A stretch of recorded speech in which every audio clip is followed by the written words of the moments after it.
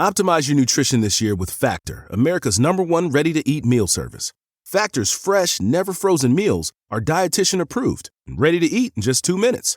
Choose from 40 weekly options across 8 dietary preferences, like Calorie Smart, Protein Plus, and Keto.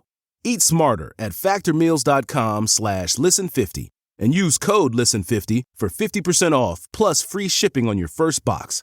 Factormeals.com/listen50, code LISTEN50. Ryan Reynolds here from Mint Mobile. I don't know if you knew this, but anyone can get the same premium wireless for $15 a month plan that I've been enjoying. It's not just for celebrities. So do like I did and have one of your assistants switch you to Mint Mobile today. I'm told it's super easy to do at mintmobile.com/switch. Upfront payment of $45 for 3-month plan, equivalent to $15 per month required. Intro rate first 3 months only, then full price plan options available. Taxes and fees extra. See full terms at mintmobile.com. What makes a great pair of glasses? At Warby Parker, it's all the invisible extras without the extra cost. Their designer quality frames start at $95, including prescription lenses, plus scratch-resistant, smudge-resistant, and anti-reflective coatings, and UV protection, and free adjustments for life. To find your next pair of glasses, sunglasses, or contact lenses, or to find the Warby Parker store nearest you, head over to warbyparker.com. That's warbyparker.com. And then, especially when you're in a business that you're, what you're doing is our business is very much about getting after the bad guys. So then, and sometimes people get up with that or whatever. So there is a lot of people that are just clapping when you go down. That's Billy Jensen, a journalist and former star in the true crime space who left because of a scandal of his own making. This is the Silver Linings Handbook podcast. I'm Jason Blair. This is the second of 2 episodes with Billy Jensen. I recommend you go back and listen to the first one.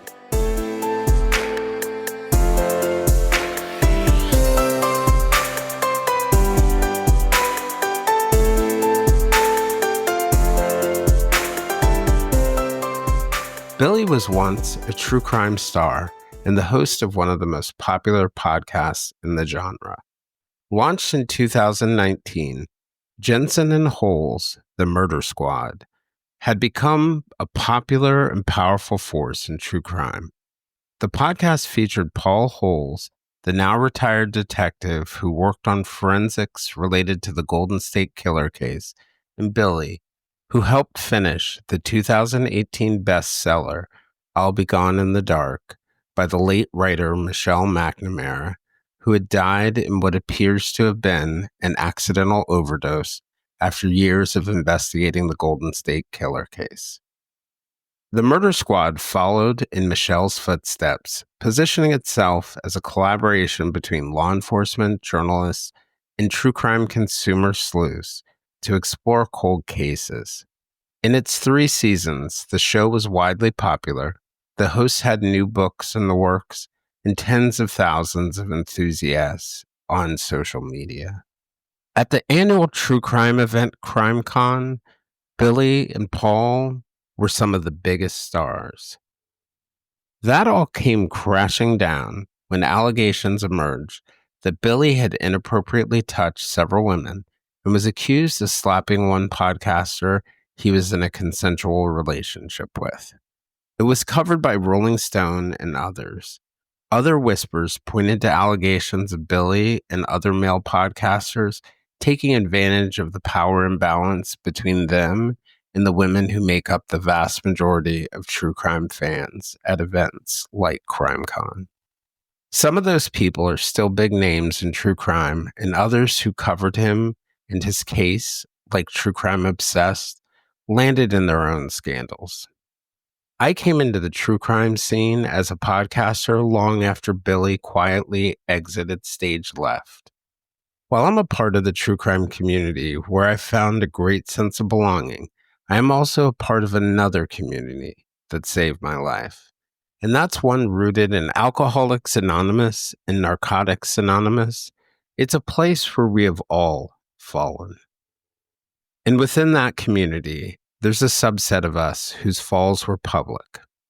One of our fellow travelers, AJ Delario, formerly of Gawker and currently of the Small Bow newsletter and podcast, suggested that Billy and I should connect, and we did, and this is our first conversation. Today we talk about addiction and sobriety, harming ourselves and others, and the impact of our falls being quite public. We talk about how jolting it was for me to hear his story and imagine the true crime community where I find a sense of safety jettisoning him so quickly. We also talk about the complexities and dangers of parasocial relationships and how you can either be a creator or a fan, but in some ways not both. We talk about what it's like to have to lawyer up against the people you had considered friends days ago, what it's like to make amends, and about working quietly in the background on our recovery and still trying to bring good into the world. Some of you may find it hard to forgive or find grace for Billy. I do not. And it's not just because of my poor choices at the times that required grace for me. It's because I know that all of those who judge have something similar, some moment where they fell short, whether it's known widely or not. Because falling short is what it means to be human.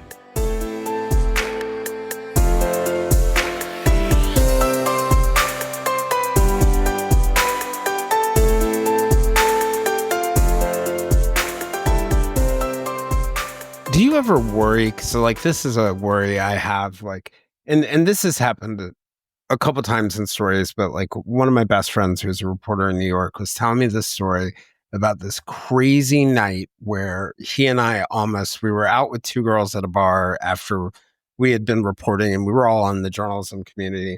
And he was like, I was being so outrageous and I threatened to punch him in the face. And I was like, what? I've never threatened to punch anyone in my life. He starts telling me this whole story. None of it, I don't recall any of it. And then he says one fact about the room, and then it all comes to me. I'm like, oh yeah, the four of us were out. I don't remember any of what you're talking about, but I know now this night. And I have this fear I've had this fear that someday I'm going to turn around and find out I did some horrible thing that I don't even remember.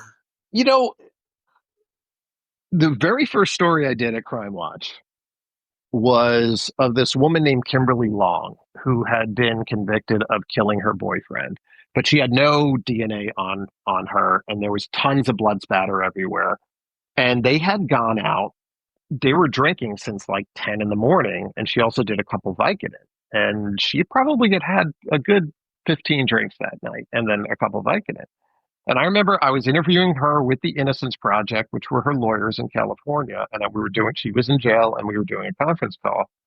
And I asked her, I said, so you had maybe 12 to 15 drinks, right? It's like, yeah, it's like, and 2 Vicodin. She said, yeah. It's like, could you have, and also she passed the poly, which obviously is not used for court, but it was just, but it tells you something. Flying colors, right? It tells you something. And I asked her, and so I said, you did this and this, and I said, could it be possible that you blacked out? And then the lawyer jumped in and said, don't answer that. And that sort of showed me that, if I took a polygraph of that, it can, like, there literally are people that, if somebody put me a polygraph and say, like, did you grab somebody's butt at that thing, at least right in the beginning, because now it's been in my head for a million years now. You think you would have passed it? Yeah, I probably would have. Yeah, because it's just like it was not in my consciousness at all. Man. And people that have not done that. And I remember blacking out once in college. And so we had played, this is before people had cell phones. So we had recorded ourselves playing guitar or something. We listened back to it, and I was listening to what I was saying. I was like, I had no recollection whatsoever. That was even before I was on Prozac, which apparently Prozac and drinking doesn't mix and can make you black out more. There was two things that were bad for me for blacking out. It was drinking fast. I was always a very fast drinker. And I was always 2 drinks ahead of everybody. And it was being on that Prozac. So it was not a good combination. Yeah. So in that end, like, so you never know. There might be other people out there who, feel, and this is an interesting thing about true crime, right? So we're men operating in a space that's like 80% women. And these are parasocial relationships that we have with people. And sometimes we have parasocial relationships depending on where we are in this sort of hierarchy with our fellow podcasters or our fellow documentaries. And one of the things that I think can happen is you get this power imbalance that exists.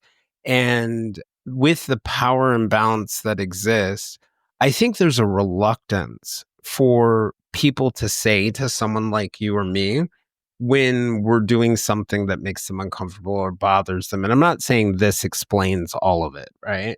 Um, but that combined with that idea of like blacking out, there might be people out there who in some way feel harmed by something that you've done, whether you know about it or not. Like, is there anything you'd want them to know, those people to know? I don't know. It's just kind of sure if there's somebody out there, obviously you don't want, when you realize that you thought you were a hero, and then it turns out you became not necessarily a villain, but just or a menace in somebody else's story. That's never a good feeling. And none of it was ever, when I had heard about the certain a couple of the stories, and I was just I was horrified with myself, and it's just something that I don't feel, not everybody would do that. Not everybody would just proposition somebody that you might have a power imbalance with or something, and then they would certainly get uncomfortable with, but and I get it. Like, I really do. Like, this space of true crime, whether it's podcasting or some other space, we go to events like CrimeCon, and we go to, we engage in all these different forums. And, one of the things, particularly about podcasting, is there's this flattening, if that makes sense. It's really easy as a creator to sort of feel like you're just another person in the true crime space, just like every listener or every fan. It doesn't feel like there's some kind of, power imbalance. And it feels like we're all in this together. And, I have a friend who's a creator who ended up in a bit of a kerfuffle himself. And, we were saying to him, like, me and another friend who had been in the public spotlight, we were like, yo, dude, you don't understand. Like, you have a reputation. That reputation and perception exists in a certain way. You're not just, you kind of have a choice. You can be a fan or you can be a creator. Your call. But people are going to talk about you. They are going to pay attention to what you do. They are sometimes going to be afraid to tell you things where you think, hey, I'm a nice guy and I'm open. And I think it can just be hard to adjust to in this environment where it feels very flat. And I think for all of us who are creators, we just have to be very conscious of that in a way, continuing to sort of like keep the door open for feedback. And I actually think that's one of the things in my recovery that's really important, even outside of like doing harm. Like my misdeeds, my choices to do the wrong thing in my mind, because I know mental health played a role. I got sober before I did any of the plagiarism and fabrication, but I was still thinking like an addict. And I definitely had character flaws, and a lack of humility was a part of my problem. But one of the things that I've learned, I think, through AA, through recovery, in addition to being powerless over things like my addiction, and which was a huge thing for me, like getting past the first step was not easy.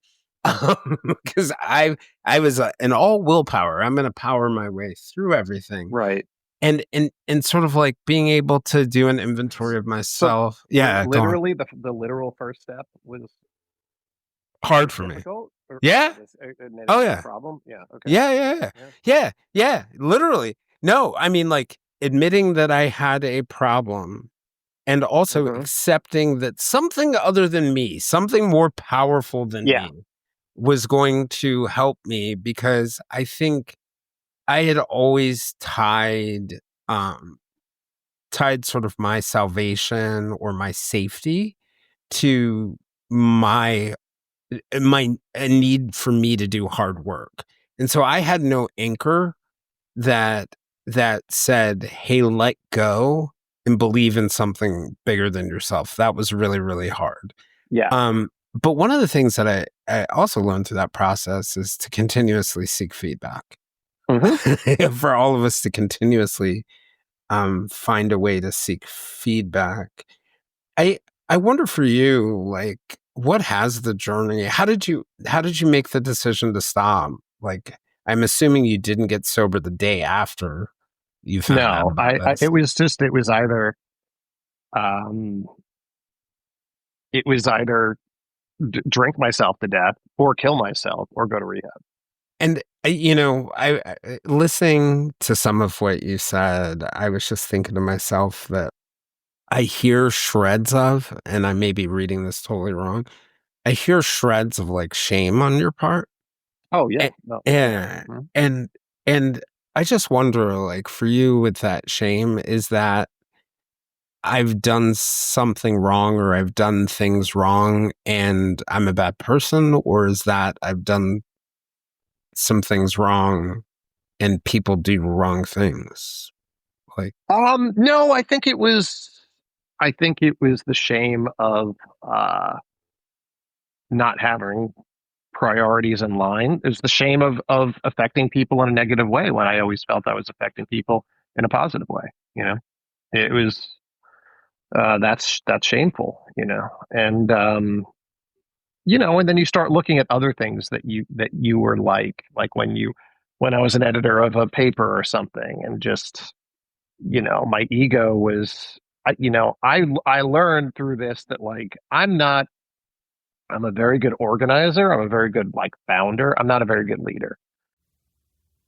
Hyundai knows the road can feel like it's out to get you sometimes. Potholes lurking around corners, distracted pedestrians stepping out of nowhere, and those nerve-wracking blind spot moments we all dread. That's why they've been revolutionizing safety for nearly 2 decades. With over 130 IIHS Top Safety Awards since 2006, they're not just talking about safety, they're defining it. Their available class-exclusive features include the available blind spot view monitor that shows you a live video feed of your blind spots, the standard forward collision avoidance assist that can automatically brake in emergencies, and a standard driver attention warning system that helps keep you focused on the road. Because at Hyundai, they put your safety first and everything else second.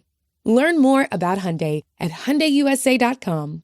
Call 562-314-4603 for complete details. IIHS Top Safety Awards include Top Safety Pick and Top Safety Pick Plus awards to Hyundai vehicles from 2006 to 2025.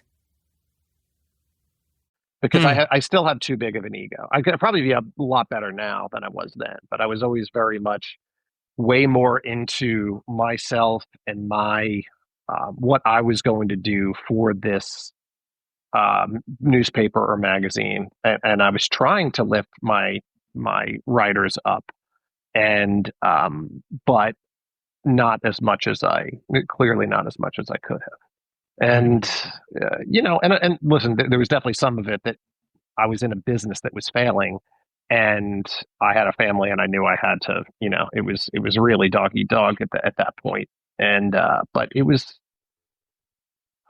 yeah, shame is a big deal. And, like, whenever anything like this happens to people, I know what they're going through, and there's people that, and I reach out to them all the time, and I reached out to, I was on Army Hammer's podcast, and I reached out to, he was just like, I was like, dude, I reached out to you like last year. He's like, you did? And checks Instagram. And it's like, you did? Holy shit. Yeah. And it's just like, cause like it's, and I asked him, I said, well, how do you, listen, my fall was, an A-list podcaster, which is not like an A-list movie star. Right. And I was not flying first class. I was not in, $1,000 hotel rooms. I was not on red carpets. That was all what he was doing, And well, it's just like, how do you reconcile going back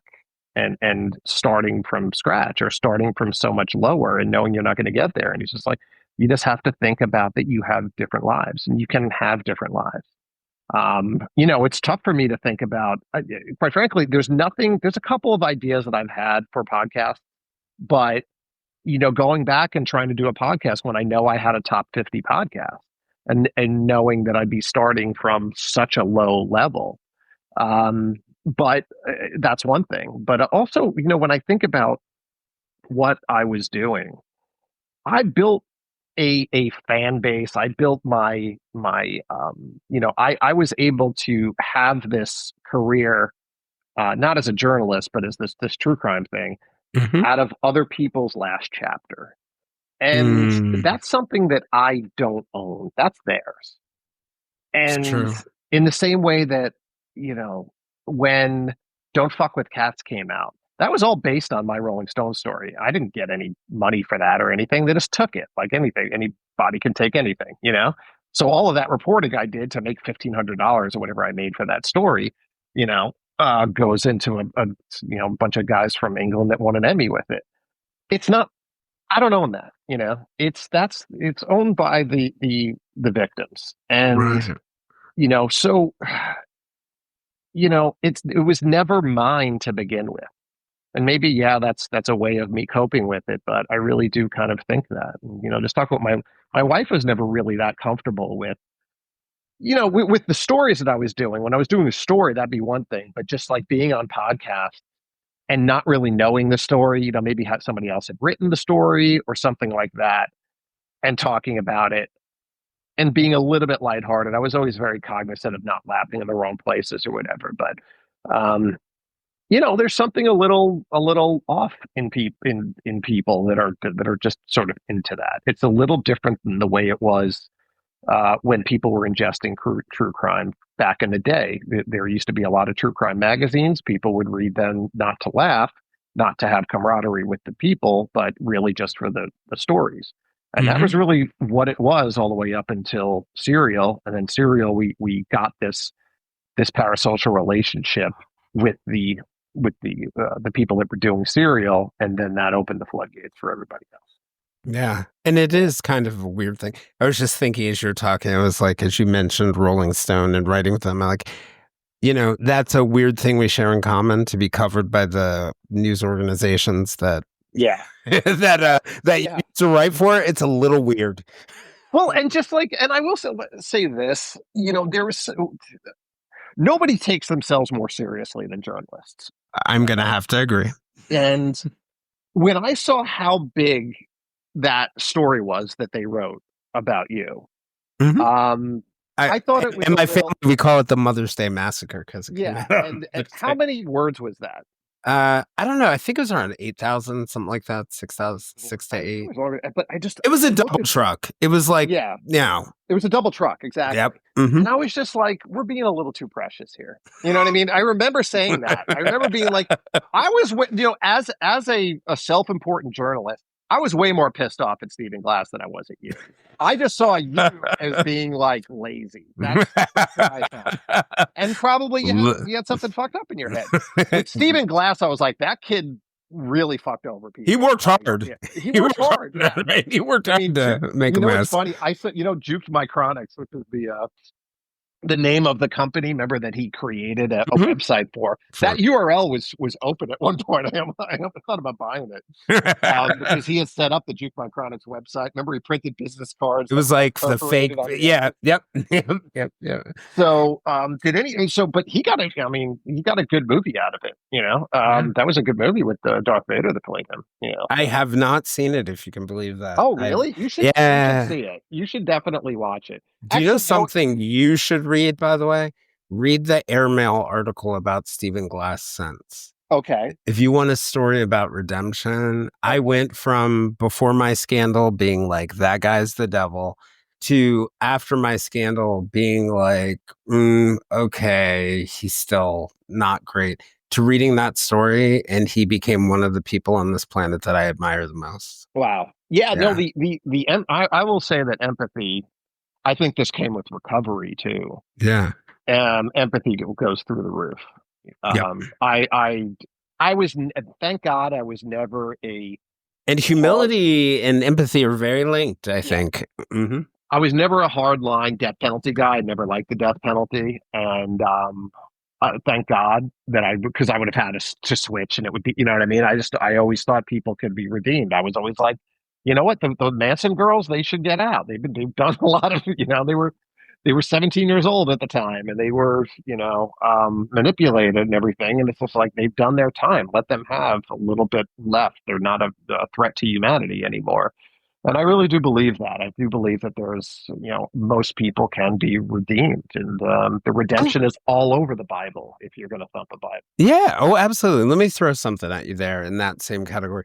If redemption is something, and I really believe this, like I think of, the Delphi murders case where Abby Williams and Libby Germain, somebody like Richard Allen may never spend a day of their life among the rest of us, but they can do good with whatever is left with their life. And I sort of think, even though he ultimately went to trial, when he was confessing, I think that's what he was trying to do.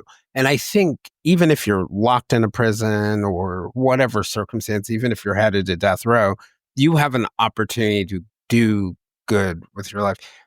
So I was going to ask you, what do you think the keys are to redemption, and what is redemption? Because for me, I've come to the conclusion, at least for me in my journey, redemption has nothing to do with everybody accepting me again, has nothing to do with me having a career that, like the one I had before. Mm-hmm. And I think redemption is something very, very different for me and has a lot. Well, let me not put a definition on it, and let me ask you what you view redemption as. Redemption has nothing to do for me, for the public. It has to do with my family and friends, and also making a difference, recovering out loud and making a difference in people's lives. I always had a chip on my shoulder, not only for the fact that I had been doing this longer than anybody else, but that I was a real journalist in this, and that I was the only journalist that ever solved murders. Bottom line, I did. So I always felt like, okay, yeah, you've got a bigger podcast than me, but what have you done? You're cute over there, but how many murders have you solved? Yeah, how many murders have you solved? Yeah, exactly. And then, I think. And can I add, you solved 2, because there was that barrel one. So I did not solve that one. I do not count that one.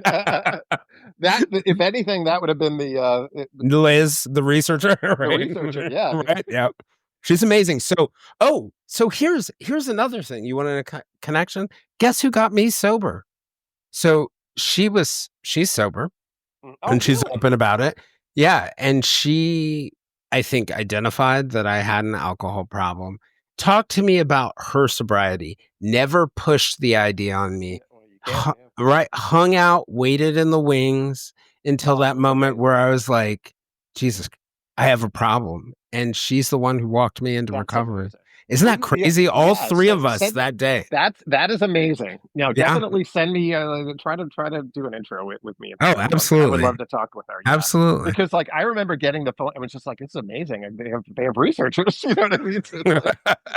She's a cool lady. She saved my life, I say. That's amazing. Yeah. So I think that's and I get emails now I get probably one every 2 weeks of somebody that's saying, I got sober because of you. And I'm always just like, I don't go to be like, no, you got sober because of yourself. And I don't go into all of that, but I'm just like, that's amazing. And to be able to do that and realize that, I could say people are always like, oh, no wonder you drink. You're looking at such horrible things all day. It's like, it wasn't that. It was not that. It was just, it was stopping my mind from going to dark places when I was alone. Everyone's always like, is it okay we're drinking? Like when we're out, I'm always like, yeah, it's not this. It's when I'm alone. That was, usually, but it's interesting because you sound a lot like me in the sense that like I got into journalism because I wanted to help people and have a positive impact. I wanted to understand the world was also an internal motivation.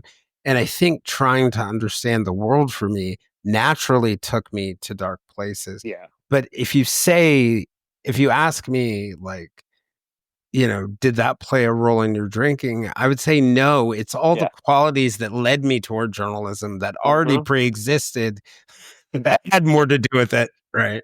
Yeah, 100%. Yeah. And I think that, I do have a question for you, actually. So as far as, we've all done, when we do the 7th and 8th steps and making amends, when you reached out, when you did your amends, I know a couple. You say that as if I've stopped. Well, I'm still getting through the list, man. No, it's true. And I keep on adding people to the list of people who are necessary to make amends to. But go on. Yeah, and and amends is really interesting. It's just because you do 4 and 5, and then you're just, which is rough. But then when you do your amends, you start thinking, oh, wait a minute, I was the asshole here. I mean, there's certainly there's always going to be people that you will look at the entire relationship and be like, okay, I did this. I wasn't the complete 100%. This was the little. You can't be that hard on yourself. But you really look at when you look at everything, and you're just like, a lot of the times you'll see it and go, oh, that was me. That was me. I was the asshole. You look like it. You look like you weren't at 4 and 5, but then when you're doing 7 and 8, yeah. Yes, like, just so people know, like 4 is really about making this fearless inventory of yourself, moral inventory of yourself. Yes. Fearless being the key word. And then, 5 is sort of like admitting to yourself and your higher power that, the exact sort of, and another person, the exact nature of your And by the way, 4 and 5, they always say that the places where people bow out is 4 and 5 and 7 and 8. Yeah. It's hard. It's hard because when you get to 6, which is like being ready for your higher power to remove your defects in character, it's like a nice break on an island. Yeah. For 7, where you have to sort of like humbly ask for those shortcomings to be removed, and then making the list of people that you've harmed. That was the hardest one for me. That's where it goes. So it's a running list. It is a running list. Yeah. And then especially when you're in a business that you're, what you're doing is our business is very much about getting after the bad guys. So then and sometimes people get up with that or whatever. So there is a lot of people that are just clapping when you go down. When, have you done amends to Howell Raines? Yes, I wrote a letter. Did you hear that from him? No.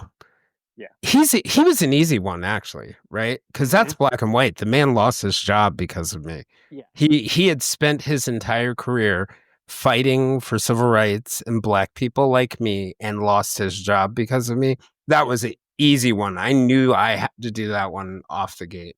Right. The harder ones are like, the copy editor or the other black journalists or the people who were my friends that I didn't let know that there was something wrong, where there's this sense of betrayal and that we didn't really have the friendship. These are people who are like the non-judgy people who feel hurt that I didn't go to them. Those were the hard ones. And then there are the journalists who never met me, whose careers were damaged. Or there were moments like where Donald Trump calls it the Jason Blair New York Times, and that does damage. I think a lot of that, the more personal stuff and the more systemic stuff, is a lot harder. Like, so, when I walk into a room with a bunch of journalists, I may have never met one person in the room, but I feel like I owe amends to all of them. Yeah. Wow. What about Gerald? Were you able to talk to him before? Not before he died. No, Yeah, no. That's always a rough one. Yeah. I mean, that's just wow. And that's Gerald Boyd, the managing editor. And there it's a lot of people who are like that. And then there are other people like David Carr, who is a media writer there, who is also sober, who is a friend of mine, and who found me on the day when I left the newsroom. And like in this powerful moment, he was like, "Don't go west." And what he meant was like, "Don't go get high." And because we were sitting on 8th Avenue and, west, right?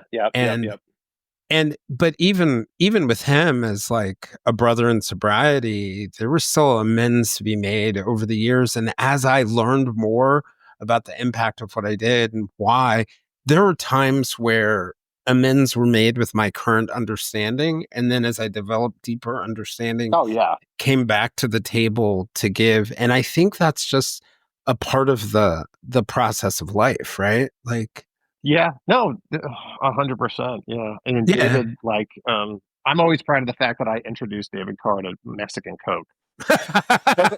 Did you really? Okay. Did you really? Which he ended up loving. Yes. We were at a journalism conference called, was it News Foo? Do you remember that journalism conference? Yeah. Yeah. And he was there and we were walking. I was like, yeah, damn. He's like, what's Mexican Coke? And then like, because we were going to like a rum bar or something in Phoenix. Like we've had Mexican Coke, but not that kind. He's one of these guys that, was a former alternative journalism guy that, became so beloved.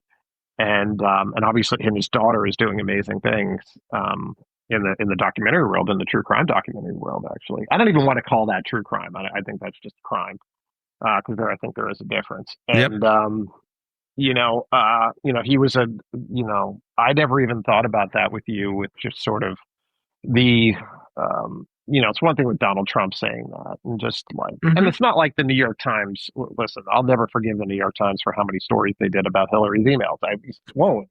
I thought that was wrong, and I probably give them a little more grace than most people do. Yeah, probably. Both sides of it. All things considered, right? The same way that, like, that and Zuckerberg firing the people that used. Remember they used to have the top 10 stories. Stories, and they used to have editors. They had editors there, and then he got rid of that. And that was, the positions that we're in right now, and how you're able to, you go back to that scene in Newsroom with Jeff Daniels in the beginning of Newsroom when he does that, when he's on. Oh, that speech! Oh, that great speech! Yeah, and it's just like and he ends it with, we were able to do all these things as a country because we were informed by great men, and. That was, as soon as he says great men, probably a lot of people will tune out, but, it's true now. And the places that we are in, I mean, luckily we're in a place now too, that people are drinking less, which is good, considering the fact that, we're in this place. But I tell you one thing. Let me just jump back real quick to something you said, because I fear that I may have dodged your question. So you had asked me about, you had one question about amends, and then you asked me about was there something bigger around that you were wondering about? No, I was just the people that you had affected, that, we're always worried about our legacy, and thank God for, and just if something like this, that no matter what you do, it's going to be written about. Yep. You know what I mean? If you go and win the Nobel Prize, they're going to be like Jason Blair, comma, yes, exactly. Right. Yeah. And the people, it'll be in my obituary. It'll be in the first line. To, like a Howell Raines, it's like that's going to be, in second grasp as well. Yep. Yeah. And thank God for Mike Tyson. Is Mike Jensen. Again, another guy that, has certainly made a comeback. And you could there's certain businesses that you can make comebacks in from being he's a convicted sexual assault, is that, but he's a fighter and all of his fans are male, so.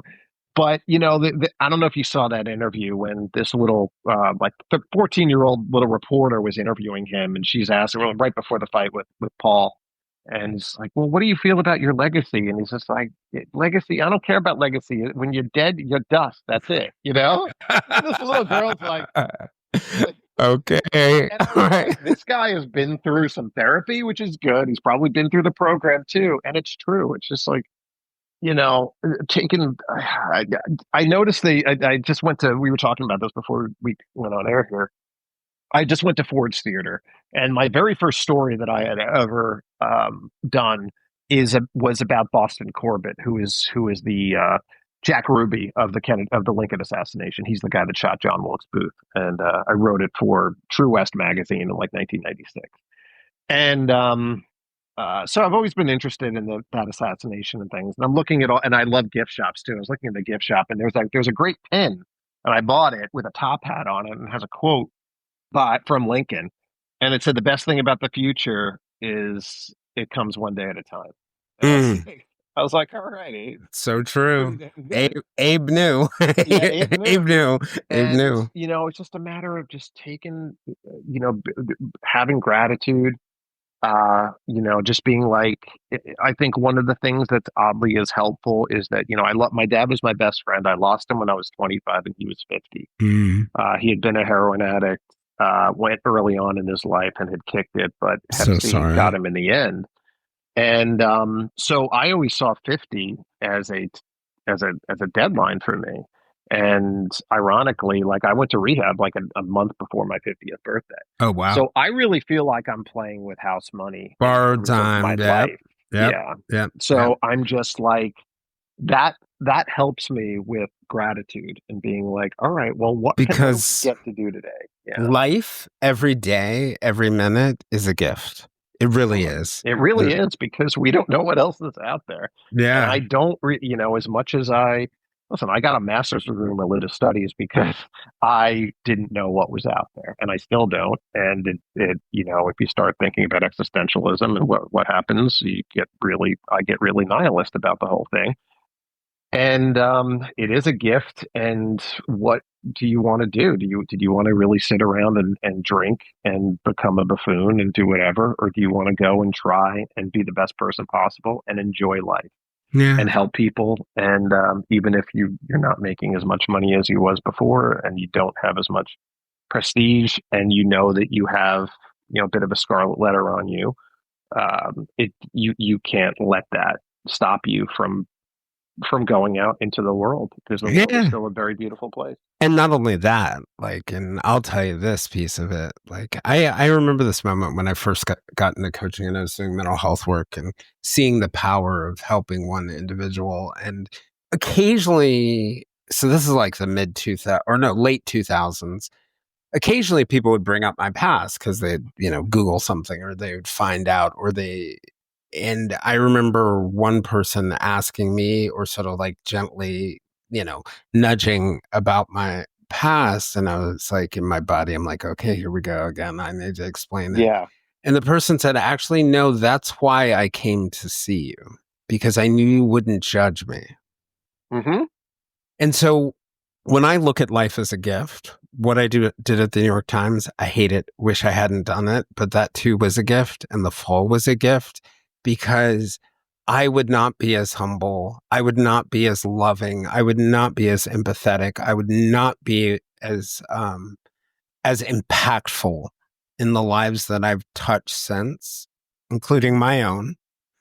Right. Not the least of which is my own, if I hadn't done it. And so I'll ask you the question that I have an easy time answering. If there was no way you could get to where you are right now without having gone through a scandal like that, would you do it again? That's the thing, is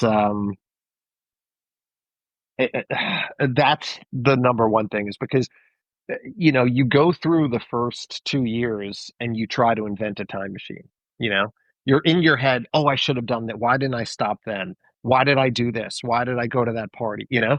And you're going through all of that, and you just can't live that way. It's just, and I had gotten really, I thought I had suicidal stuff when I was drinking, but it was when I was sober and Mhm. like a Oh, year and a much half into worse. it, that's when I was just like, oh shit, this Yeah. is really, and you can see it actually in my steps, the step counter type of Uh-huh. thing. Uh-huh. And you Same can here. see there's 4 months in my steps where it's like 2,000 a day. And that means you didn't fucking go outside. I wasn't showering. I mean, it was bad. Yeah. And, just, my mother had just passed too. And I think I was Oh, trying to man. fix some med stuff. I did do ketamine. I talked with my sponsor. I said, Ketamine "Listen, treatment. Yep. I'm in. I was trying everything, Mhm. EMDR, like all of that stuff, and ketamine actually was helpful. I think. It's I a think that was. powerful it's been amazing what it's done for really deep depression. Yeah. Kinda like what you're getting at, the way that I would put it is, if life is a gift, right? Hmm. Then everything in it's a gift, and you have to learn to love the worst things that you did, because those things are the things that make you more empathetic. They're the Yeah. things that make you more loving. And one of the toughest things I think on a recovery journey is really learning to love, not necessarily the harm that it caused other people, but love the worst things that you've gone through, because those things it's not my successes that linger in my head and make me a better person. It's my failures. Um, you know, I'm glad that there are people who are able to get where I am without doing something as knuckleheaded as I had, but apparently this was my path, and Hmm. I, as crazy as it sounds, I, I have learned to love it. Yeah. Um, I mean, you know, yeah. It's also. my mom died in 2023, Oh, I'm and I sorry. would have, yeah, it hard Yeah. loneliness and No. all those things. It's just like, and with I think Mike Myers put it best, the comedian, where he said, this is particularly about my dad, but for my mom as well. It's just like life and all of your successes is like when you win the chips at the casino. Hmm. Going back, going back and telling your dad is like when you cashing them in. Right. And that was very much what our relationship was like. And he got to see my first cover story at the Long Cool. Island Voice. He got to see Nice. like, and which he like got framed and everything. And he saw that I had a career, that I was not going to be, a screw up as much as I ended up Mhm. being. But still, it was just like, he got that. And, my mother was in the program too. And I was able to, she was in the program for 10 years and she was really into it. So, I was You're before able she to died. share that? We were able to bond over that. Oh, that's awesome.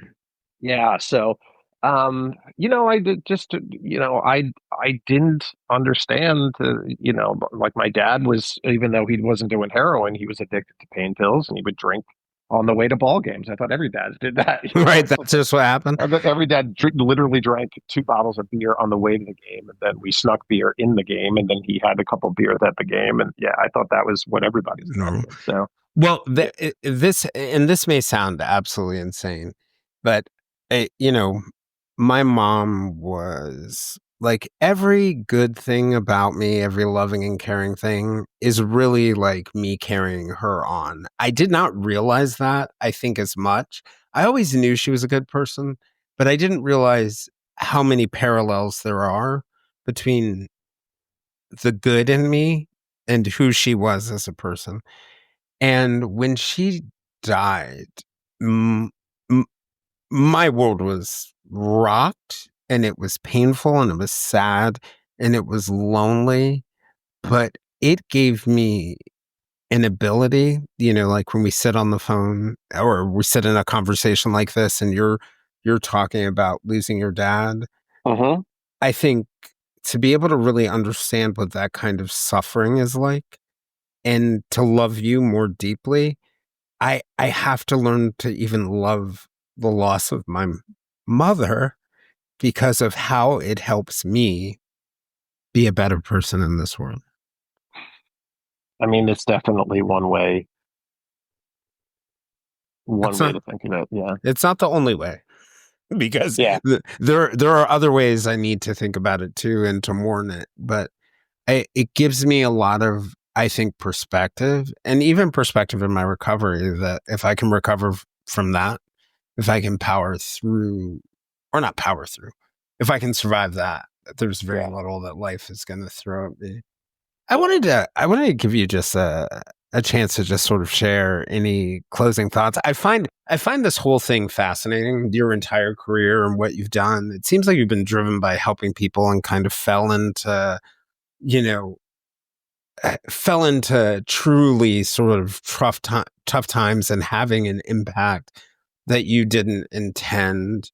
I was going to ask you whether you could ever imagine yourself going back into true crime, but I think you're already sort of like not necessarily doing true crime, but doing the part that really matters to you, which is like helping people and trying to solve cases. But I'm just curious what you sort of like imagine for your future and hope for people who are walking in the Billy Jensen shoes of 10 years ago. Yeah, I think, the book I'm working on now is Ordinary People in Terror and Mass Shooting Situations.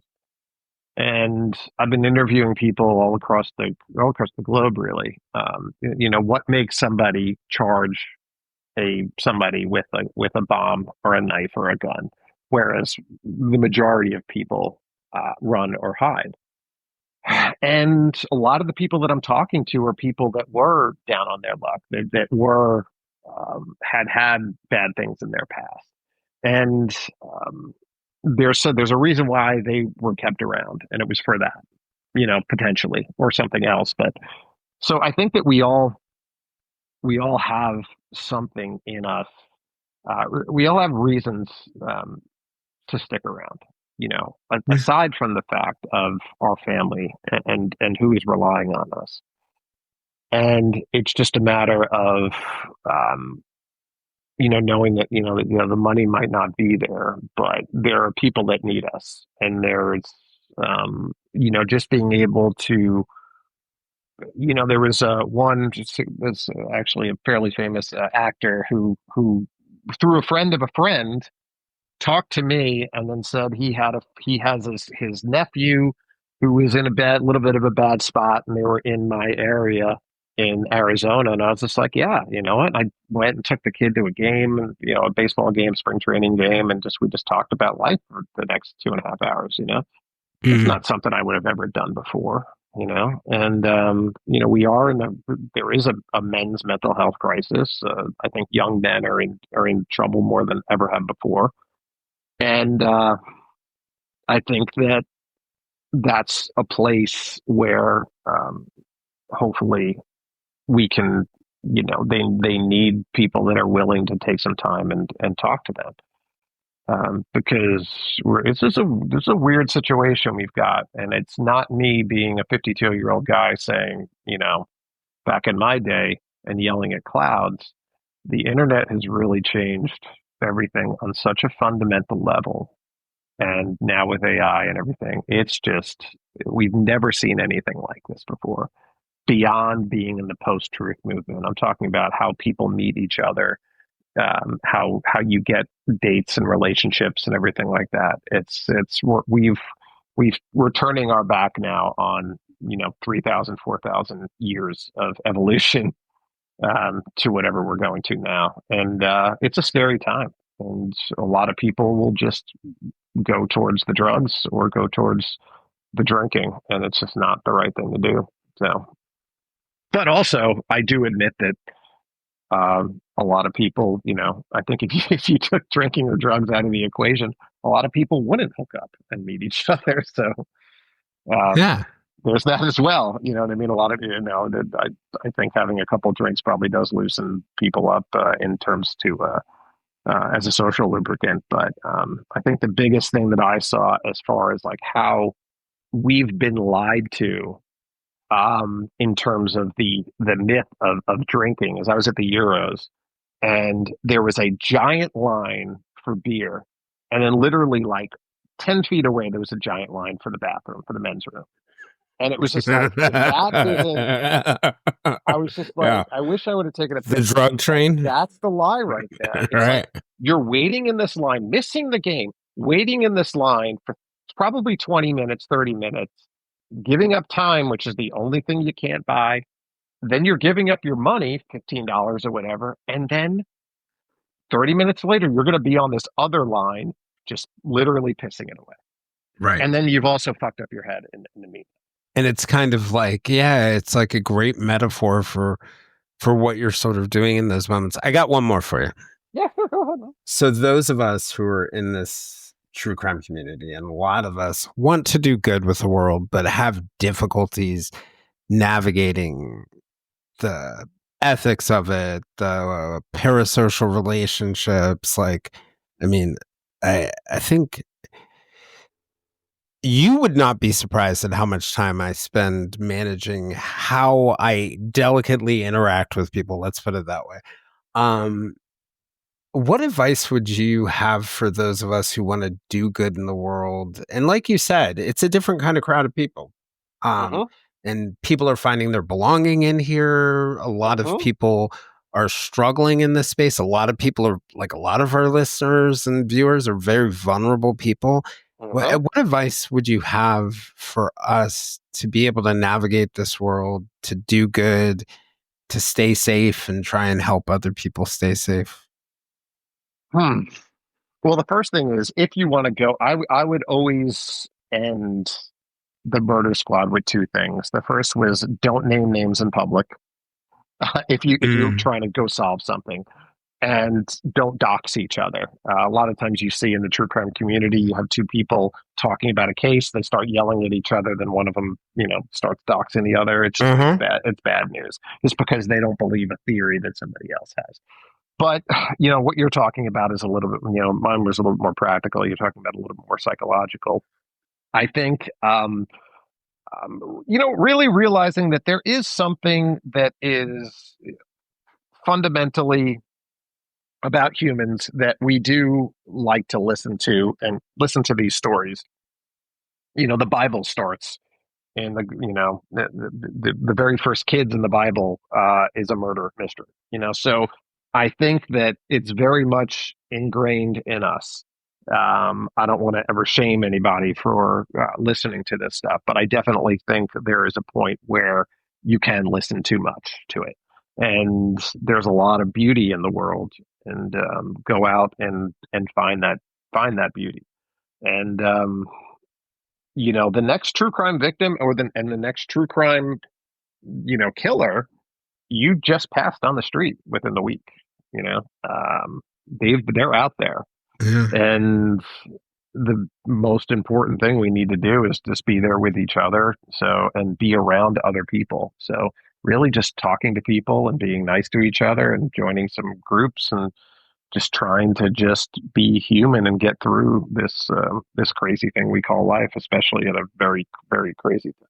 I love that. And thinking of that in the context of what you said about time being our one non-renewable resource. And yeah. While there's something very good, I think, that does come out of that space, but there is something good that comes out of like looking at the beautiful lake, or holding the hand of a child, or taking a hike somewhere. Yeah. Going to Ford's Theater with your Yes. family. Yes. Well, don't hold the hand of a child that's not, Let it be your child. Let it be your child. That's right. Yeah, good point. Yes. Only in the true crime journalist conversation would your mind even go there. But yeah.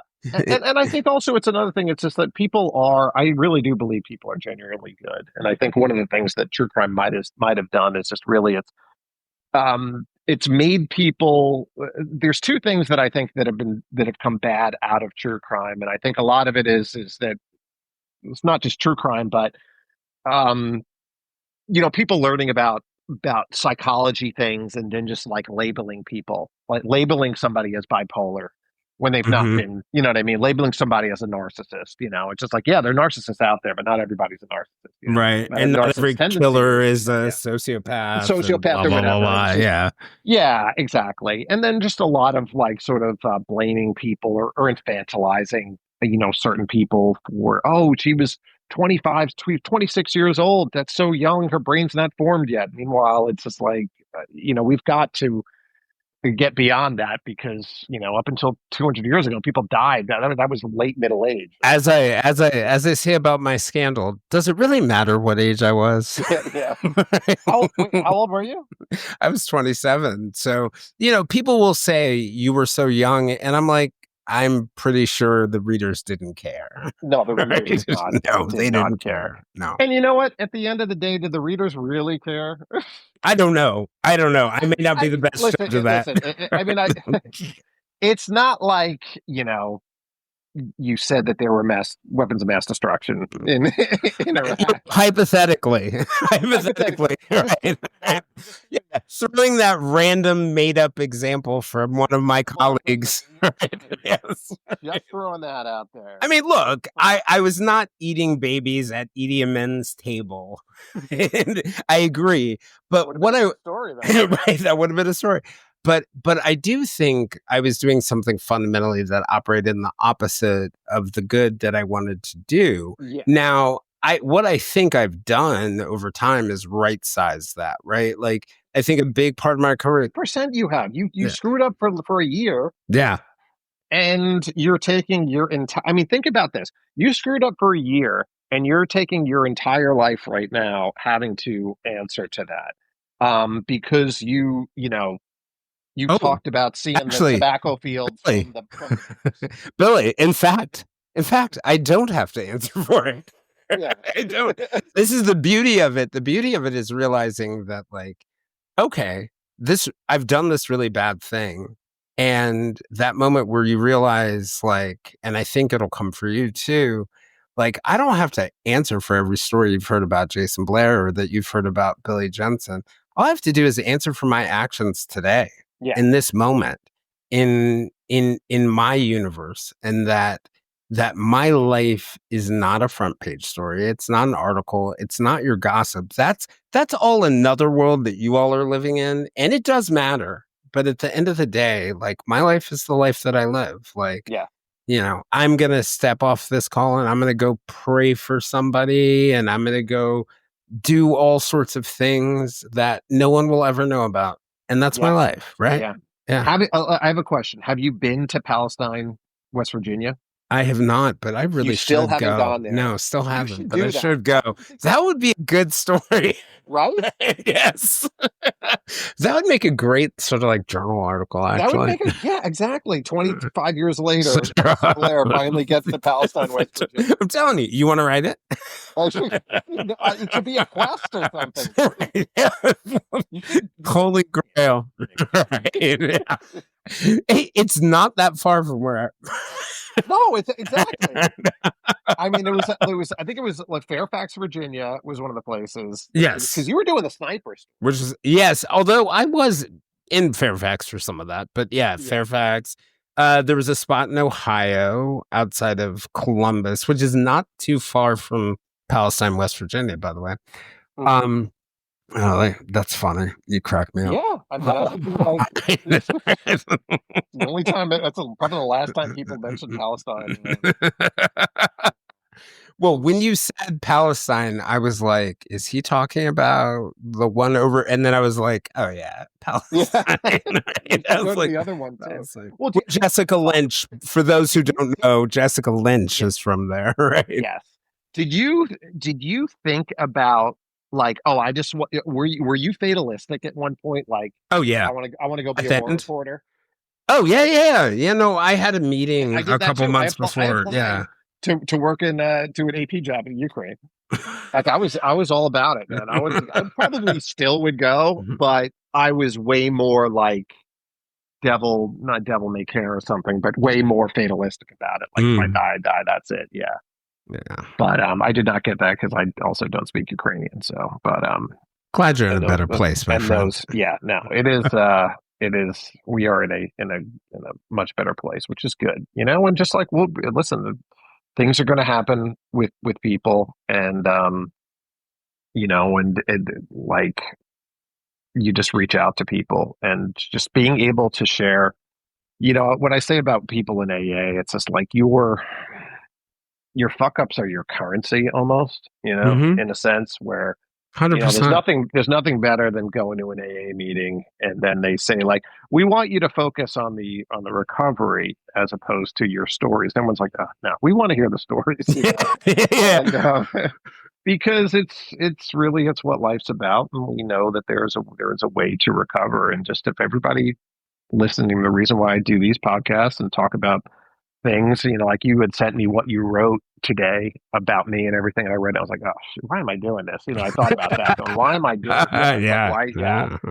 But, I mean, it's just like if it gets through one person, then it's all worth it. It really is all worth it, because what do I got to lose at the end of the day? You know what I mean? That's why I do the podcast, that there's going to be one person out here who hears this conversation that's going to make a difference in their life. And yeah, exactly. All my other listeners, sorry it didn't work out for you. Yeah, sorry the other listeners.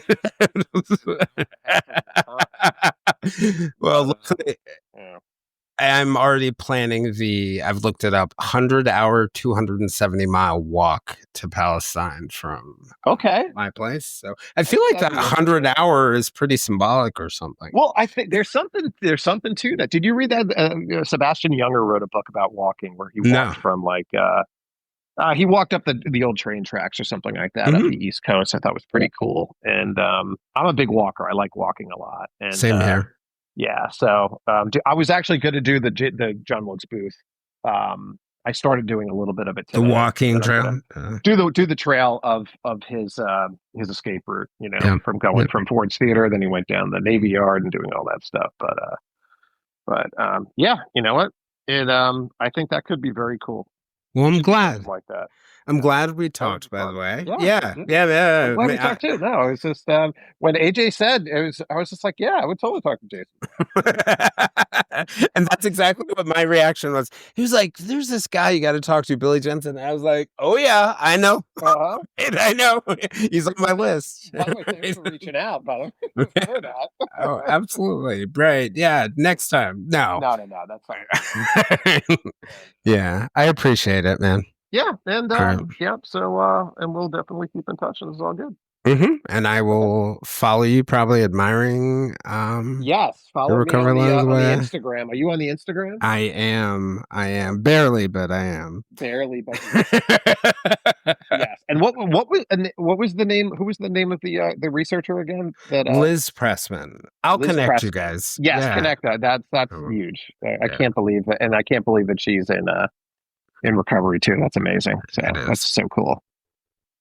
Thanks for joining Billy and I for the second part and final part of our 2-part conversation. If you'd like to join us for more discussions with me and other listeners, we can be found on most social media platforms, including a listener-run Facebook group called the Silver Linings Fireside Chat. For deeper conversations with our guests and live conversations with other listeners, you can also join us on our Patreon at www.patreon.com/The Silver Linings Handbook. I'm Jason Blair, and this is the Silver Linings Handbook podcast. We'll see you all again soon.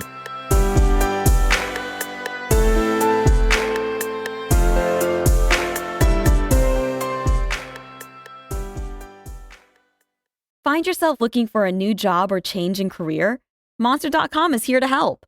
We are not only here to bring you job postings, but also AI interview prep and salary tools, expert career advice, and top-notch resume services. We've got everything you need to land your perfect job fit. Discover the magic of finding the ideal job with Monster.com. Your future starts now. Visit Monster.com today. Your next job opportunity is just a click away. With so many options, Why choose Arizona State University? For me, the only online option was ASU because of the quality. Their faculty was really involved with their students and care about your personal journey. The dedication to my personal development from my professors, that's been extremely valuable to me. Earn your degree from the nation's most innovative university. Online. That's a degree better. Explore more than 300 undergraduate, graduate, and certificate programs at asuonline.asu.edu.